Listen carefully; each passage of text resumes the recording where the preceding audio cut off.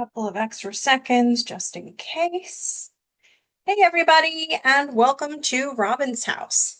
Today I'm working on the balloon festoon card workshop, and almost every card in that workshop is a fun fold of some kind.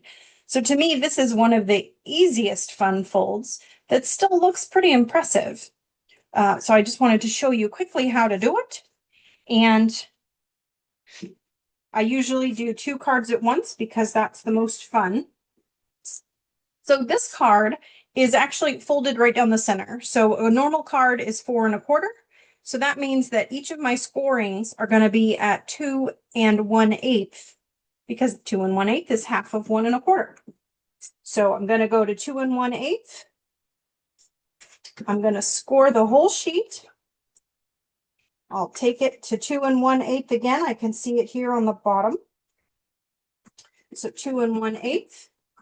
And then I will take that score and go to 4 1/4, which I can see down at the bottom.